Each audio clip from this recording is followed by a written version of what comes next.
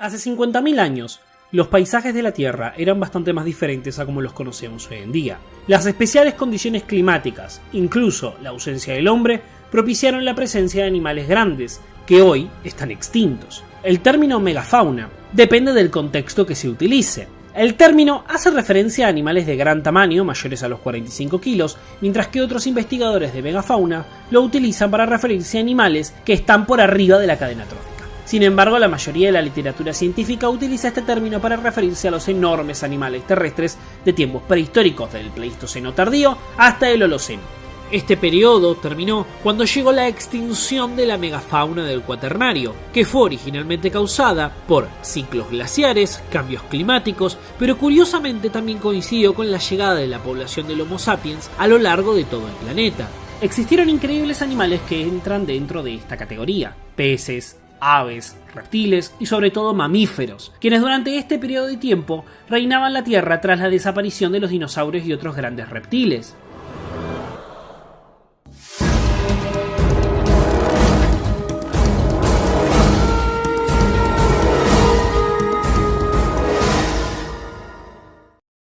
En este fascinante mundo prehistórico convivían criaturas extraordinarias, como el mamut colombino, que dominaba los paisajes de Norteamérica.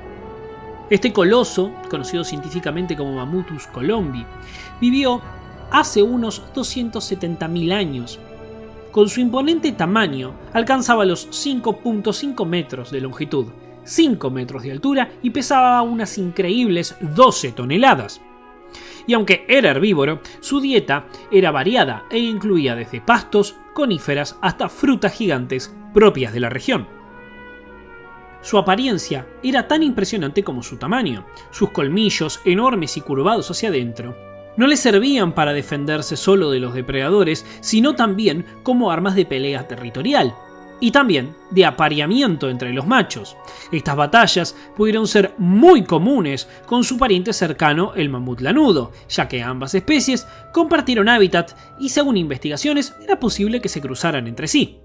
Socialmente, el mamut colombino tenía un comportamiento muy curioso. Mientras que las hembras vivían en manadas organizadas y lideradas por una matriarca, similar a como hacen los elefantes actuales, los machos, tras alcanzar la madurez, llevaban vidas solitarias y solo se unían a los grupos por vínculos débiles y, seguramente, cerca de las fechas de reproducción. Pero si el mamut colombino era el rey de las llanuras, en las tierras frías europeas reinaba otro titán. El león cavernario era un poderoso depredador. Conocido como Panthera espelea, habitó en Europa hace unos 370.000 años y era significativamente más grande que los leones actuales. Con 3 metros de longitud, 1,25 m de altura y un peso que oscilaba entre 160 y 350 kilos de peso, este león era un verdadero coloso. Sus características físicas eran únicas: un hocico más plano y un pelaje que cambiaba con las estaciones, blanco en invierno y amarillo en verano. Además, pinturas rupestres y tallados en marfil sugieren que tenía líneas tenues en la espalda, similares a las rayas de un tigre, lo que le otorgaba una apariencia imponente y distintiva. El león cavernario no solo destacaba por su tamaño, sino que también por su velocidad. Este podía alcanzar 65 km por hora, superando a sus presas como megaloceros o el rinoceronte lanudo, animales que eran considerablemente mucho más grandes y difíciles de cazar. Para enfrentarse a estos gigantes, este felino desarrolló técnicas de caza en manada. Estas eran más grandes y cohesionadas que la de los leones modernos. Gracias a esta gran adaptabilidad, el león cavernario no solo dominó Europa, sino que también se aventuró a cruzar hacia América del Norte, hace unos 340.000 años, donde evolucionó en una nueva especie, el león americano, Panthera leoatrox, que llevó la ferocidad de su linaje a nuevas tierras. Aunque los mamíferos y los grandes felinos dominaron gran parte de los ecosistemas de la megafauna, no eran los únicos contendientes en la lucha de la supervivencia. En la misma era, otro depredador igualmente temible emergió de un linaje completamente distinto: las aves. Las descendientes de un linaje temible de depredadores, los dinosaurios, las aves encontraron un refugio en un continente que estaba completamente aislado. América del Sur, durante millones de años, estuvo aislada del mundo, hasta que en un desafortunado encuentro, América del Norte y América del Sur se juntaron. A esto se lo llamó el Gran Intercambio Biótico Americano. Entre ellas, una especie, Titanis, destacó como el gran depredador que logró conquistar América del Norte. Este tipo de aves eran conocidas como las aves del terror. Titanis fue una de las especies más grandes y habitó en lo que hoy es Estados Unidos, hace unos 4 millones de años. Con una imponente altura de 2,5 metros, un peso cercano a los 150 kilogramos, Titanis era un depredador ágil y despiadado. Su principal arma era un enorme pico curvado, similar al de un águila, pero mucho más robusto y poderoso. Este pico le permitía atacar a su presa con una violencia impresionante, golpeándola con fuerza para romper huesos y desgarrar la carne. Su anatomía estaba adaptada perfectamente para la caza.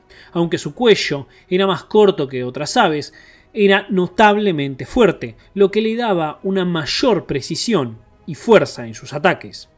Pero Titanis no solo dependía de su fuerza, sino también de su velocidad. Era capaz de alcanzar a sus presas corriendo a gran velocidad, golpeándolas primero con su pico y luego derribándolas. Una vez en el suelo, utilizaba las garras de sus patas traseras para desgarrarlas y alimentarse. Su dieta reflejaba su voracidad y su habilidad como cazador. Entre sus presas se encontraban criaturas impresionantes como los callos antiguos, el perezoso gigante sudamericano, incluso cliptodontes. Estos últimos, protegidos por su coraza, parecían inmunes al ataque de la mayoría de sus depredadores. Sin embargo, Titanis desarrolló una técnica muy ingeniosa. Metía sus patas por debajo del vientre del cliptodon y lo volteaba, y con un feroz picotazo lo abatía. El reino de la megafauna no estaba solo dominado únicamente por depredadores voraces y aves gigantes. También hubo omnívoros oportunistas, colosales e intimidantes, que tenían un estilo de vida más reservado, una dieta menos agresiva. Uno de los mejores ejemplos es el Ursus speleus, también conocido como el oso de las cavernas. Este imponente mamífero vivió durante el Pleistoceno, hace unos 270.000 años. Su nombre hace referencia no solo a su preferencia de vivir en cuevas, sino también al hecho de que la gran mayoría de sus restos fósiles han sido encontrados precisamente en estas formaciones. Las cuevas eran perfectas para su estilo de vida, especialmente para la hibernación, un hábito clave para su supervivencia en climas fríos. El oso de las cavernas era más grande que cualquier oso moderno. Superaba en peso incluso al poderoso oso Kodiak. Con su tamaño, podría alcanzar hasta casi los 3 metros de altura al erguirse sobre sus patas traseras. Este tamaño combinaba con sus poderosas garras que lo hacían parecer invencible. Y aunque estas garras no eran usadas para cazar activamente, sino más para desenterrar raíces y tubérculos, no dejaban de ser peligrosas. Aunque sus largos caninos daban la impresión de ser un depredador temible, los molares del oso cavernario indican que su dieta era mayoritariamente vegetariana. Sin embargo, como ocurre con la mayoría de los osos actuales, es probable que su alimento variara según la época del año, incorporando tal vez carne cuando esté disponible. Las cuevas eran usadas para hibernar, no siempre eran refugios pacíficos, y a menudo el oso cavernario competía con los primeros humanos por espacio y recursos. Esta convivencia forzada probablemente dio lugar a muchos enfrentamientos entre ambas especies. A pesar de ello, los osos cavernarios eran animales solitarios, pasando gran parte del año recorriendo vastas distancias en busca de alimento. En primavera, tras despertar de su letargo invernal, comenzaban su actividad más importante: prepararse para la reproducción. Las hembras se apareaban durante el verano y los ocesnos nacían durante la época de invierno, resguardándose en las mismas cuevas que sus madres usarían para hibernar. Este ciclo de vida recuerda al del oso pardo actual, pero el oso cavernario tenía un porte y una presencia que lo hacían destacar como uno de los gigantes más fascinantes de su tiempo.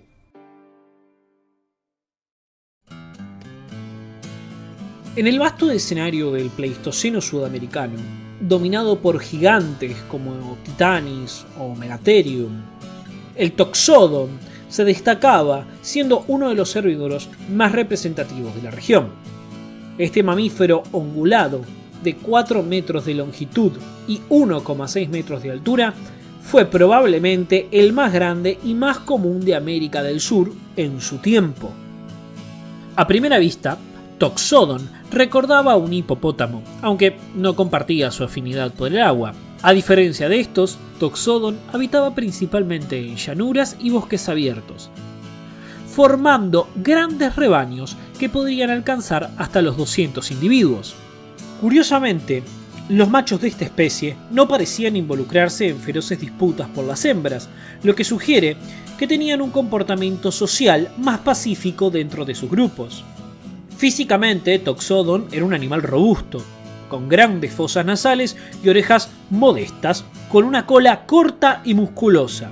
Sus colmillos afilados no eran para el combate, sino como herramientas ideales para arrancar brotes, tallos y otros vegetales duros que podían componer su dieta. Sin embargo, su dominio en América del Sur se vio severamente amenazado con el gran intercambio biótico americano que habíamos mencionado previamente. Cuando las faunas del norte y del sur del continente comenzaron a mezclarse, el Toxodon logró resistir la competencia inicial. La llegada de nuevos depredadores como Smilodon, con su habilidad para cazar presas de gran tamaño, redujo significativamente su población. El Toxodon, sin embargo, logró resistir mucho más que sus contemporáneos. Junto al Megatherium, fue uno de los últimos miembros de la megafauna sudamericana y posiblemente de todo el mundo.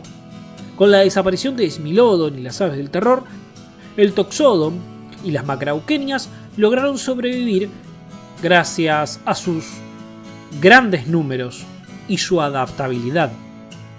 Su historia concluyó con la llegada de los primeros humanos a América del Sur, hace aproximadamente unos 8.000 años. El macrauqueña fue cazado hasta la extinción y solo 500 años después el Toxodon corrió con la misma suerte. Este coloso había sobrevivido cambios climáticos, nuevos depredadores y sin embargo sucumbió finalmente al ingenio y a la persistencia de la humanidad.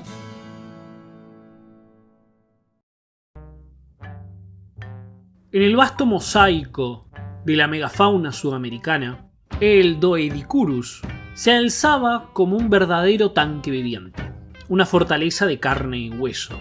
Este pariente extinto de los armadillos actuales, cuya masa podría llegar a los 1,5 toneladas, era una maravilla de la evolución adaptativa, tanto en la defensa como en el combate. Su nombre significa cola de mortero, alude al arma más impresionante de su anatomía, su cola cubierta por un tubo acorazado de 1 metro de largo, rematada por púas de gran tamaño, las cuales podían hacer mucho daño a sus adversarios. El caparazón de Doedicurus era diferente a la de otros cliptodontes.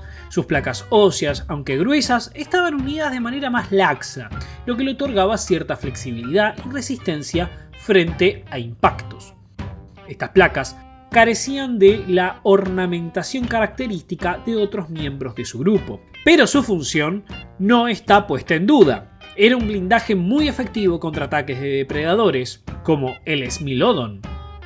Aunque los smilodontes podrían intentar cazar a Doedicurus, estos animales no eran presas fáciles. Su tamaño colosal y su coraza impenetrable, como su cola mortal, convertía el intentar cazarlos en un desafío monumental. donde el depredador arriesgaba tanto como la presa. El Doedicurus no estaba exento de conflictos. Durante la época de apareamiento, los machos libraban combates feroces. Estas batallas se libraban con embestidas y golpes de la cola. Podían ser brutales y el macho derrotado terminaba con heridas que superaban lo meramente superficial, dejando a menudo marcas visibles de su derrota. Este fue una de las pocas especies sudamericanas que logró prosperar tras el gran intercambio biótico americano. Su formidable armadura y su tamaño le dieron una ventaja significativa frente a los nuevos depredadores y competidores que llegaron del norte. Sin embargo, ni siquiera este gigante pudo escapar al destino compartido por la gran parte de la megafauna mundial durante el evento de extinción masiva del Cuaternario, ocurrido hace unos 10.000 años. Las causas exactas de su desaparición siguen siendo objeto de debate, pero las hipótesis principales apuntan a una combinación de caza excesiva por parte de los primeros humanos y los cambios climáticos asociados al final de la última glaciación.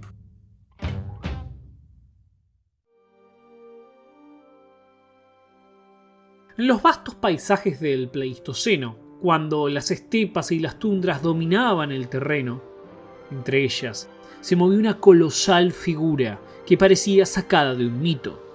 El Slamotherium sibiricum era un rinoceronte prehistórico tan imponente como fascinante.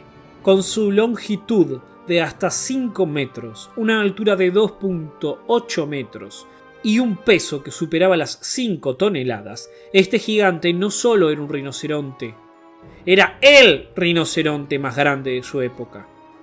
Y a su vez, uno de los más grandes mamíferos de la megafauna terrestre. El Slamotherium, también conocido como el rinoceronte gigante siberiano, se distinguía no solo por su tamaño, sino también por su grueso pelaje, similar al del rinoceronte lanudo. Este le proporcionaba protección contra el frío extremo. Su adaptación al clima gélido incluía también una capa de grasa de varios centímetros que funcionaba como aislante térmico, permitiendo sobrevivir a las duras condiciones climáticas de las estepas del norte de Eurasia. La característica más llamativa de esta criatura era el enorme cuerno en su hocico, formado por queratina, la misma sustancia que compone las uñas y el cabello humano. Aunque el tamaño exacto del cuerno es motivo de debate, pues se estima que los machos la tenían más grande, se cree que podría alcanzar varios metros de longitud, haciéndolo una de las armas naturales más impresionantes del reino animal. El mismo se cree que pudo haber sido utilizado en una variedad de propósitos, desde defensa de depredadores, intimidación a competidores, excavar nieve en busca de alimentos o incluso en rituales de apareamiento. A pesar de su apariencia intimidante, el Slamotherium era un herbívoro relativamente tranquilo, adaptado principalmente a una dieta de pastos duros que crecían en vastas llanuras que solían ser su hábitat. Su habilidad para procesar este alimento, combinado con su enorme tamaño, lo convertían en un elemento clave para el ecosistema, regulando el crecimiento de las praderas y proporcionando alimento a depredadores como el león cavernario o a los primeros grupos de humanos. Es posible que este majestuoso animal haya sobrevivido hasta tiempos históricos relativamente recientes, lo que lo habría puesto en contacto con los primeros humanos modernos. Algunos investigadores han sugerido que el Slamotherium pudo haber sido la inspiración para la leyenda del unicornio. Su imponente cuerno único, combinado con su naturaleza casi mítica, habrían dejado una impresión muy duradera en los primeros humanos. La desaparición del Slamotherium también ocurrió hace aproximadamente 10.000 años, coincidiendo con el declive de la megafauna del final del Pleistoceno.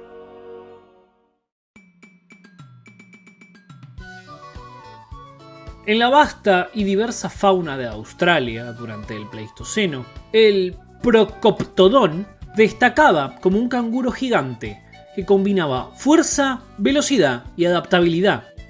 Este imponente marsupial era uno de los más grandes en su tipo. Habitaba a lo largo y ancho de todo el continente, alcanzando tamaños y habilidades sorprendentes que lo diferenciaban de los canguros modernos.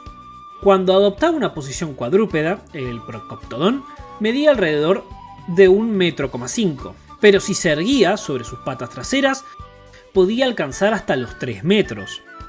Con sus brazos largos, podía llegar hasta los 4 metros, lo que le permitía acceder a vegetación sobre su cabeza, superando el tamaño incluso al que puede llegar un elefante. El Procoptodon tenía un hocico corto, una característica que mejoraba su capacidad olfativa, ayudando a detectar posibles depredadores como el temible león marsupial, o la gigantesca serpiente monitor, o el impresionante Megalania, estos siendo su principal depredador. Sus dientes estaban especialmente diseñados para procesar material vegetal duro, confirmando su naturaleza herbívora. Sus brazos eran un fascinante ejemplo de especialización evolutiva, con antebrazos cortos que aumentaban su capacidad de estirarse hacia arriba, aunque limitaban su movimiento lateral. Las manos del Procoptodon tenían 4 dedos, equipados con pequeños pero muy afiladas garras, posiblemente utilizadas tanto para la alimentación como para la defensa. Las patas traseras de este marsupial eran excepcionalmente fuertes, terminando en pies largos y delgados, con un único dedo rematado con una gran garra de 20 centímetros, una poderosa herramienta defensiva. Además, su larga y pesada cola le servía como contrapeso al saltar, lo que combinado con su musculatura le permitía realizar saltos impresionantes de hasta 12 metros de longitud y 4 metros de altura. Aunque su tamaño y su fuerza eran formidables, el Procoptodon era también un corredor veloz, alcanzando velocidades de hasta 70 km por hora. Sin embargo, debido a su gran peso, le tomaba tiempo acelerar, un factor que le podía jugar en contra al escapar de los depredadores y los primeros humanos.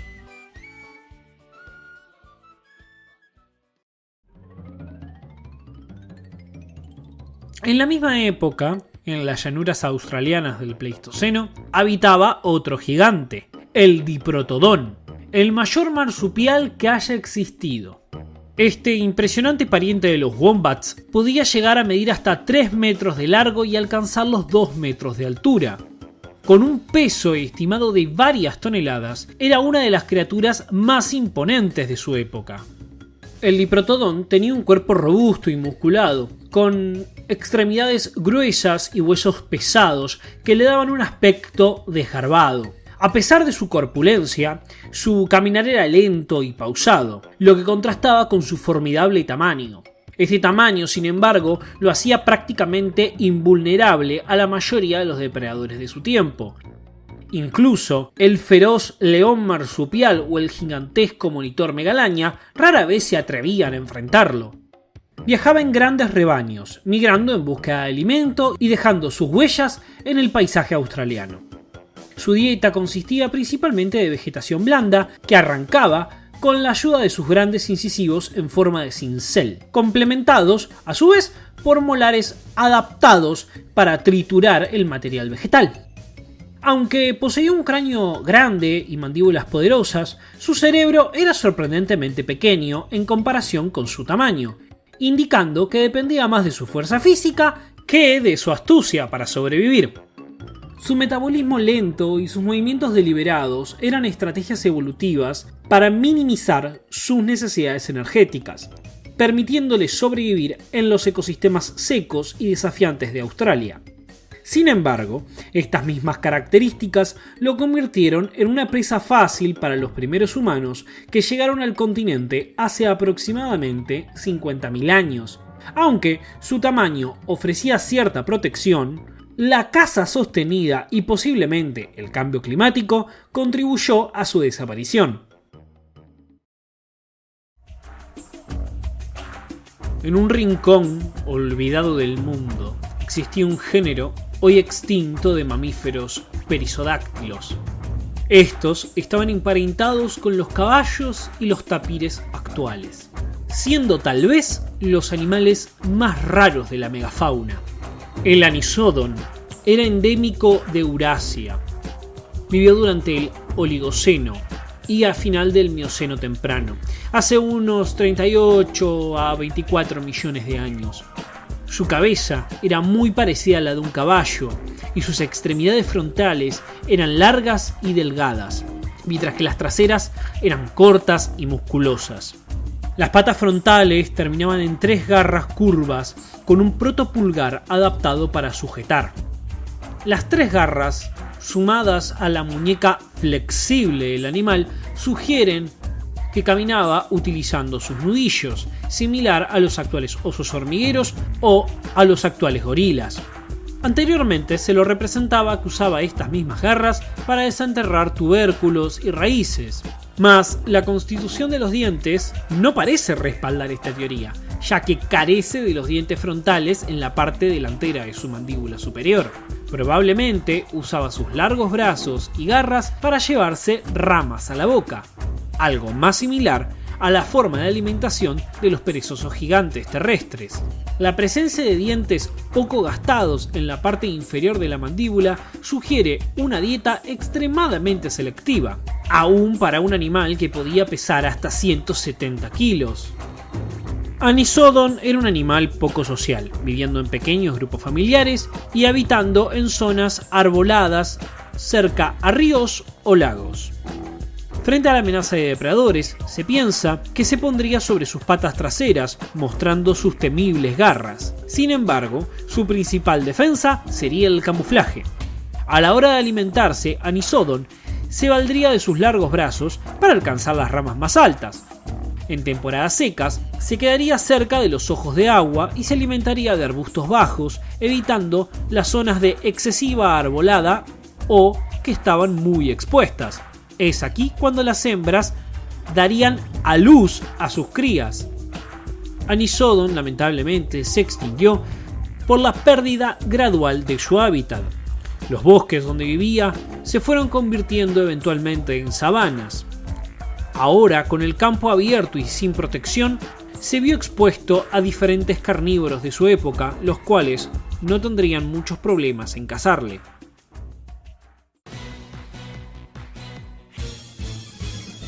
Comprender y estudiar la megafauna nos proporciona una ventana única hacia el pasado de nuestro planeta. Nos ayuda a reflexionar sobre la importancia de la conservación de las especies y de los ecosistemas de la actualidad. Originalmente, este video y el anterior, de Megafauna parte 1, era un solo video. Por su extenso contenido y las diversas especies que quería hablar, tuve que dejar varias especies fuera de los videos que me muero por hablar. Si este video tiene una muy buena recepción, armaremos una tercera parte. Por eso es muy importante que comenten, dejen su like, como que compartan, para que nosotros sepamos que les gustó y que quieren más. Ya sea este u otro tipo de video. En general, este tipo de contenido lleva mucho tiempo y de trabajo. La única manera de saber que les gusta es que me lo hagan saber. Como habrán notado, regresamos después de algún tiempo. En parte porque se había vuelto bastante complicado hacer contenido. Después de mucha insistencia decidí regresar y hacer un nuevo video. Quiero agradecer a nuestro editor y colaborador Paleoecología, que sin su ayuda este video no sería posible. Sobre todo porque me da mucha paja editar. Su canal está en la descripción. Como siempre, muchísimas gracias por ver y nos vemos en el pasado o en el futuro. Bueno, no sé. En este fascinante mundo prehistórico convivían extrañas criaturas extraordinarias, como el mamut colombino, no confundir con el mamut colombiano. Ese es otro y es un narcotraficante, no vamos a hablar de él. Estos dominaban el paisaje de Norteamérica. La megafauna, no los narcotraficantes.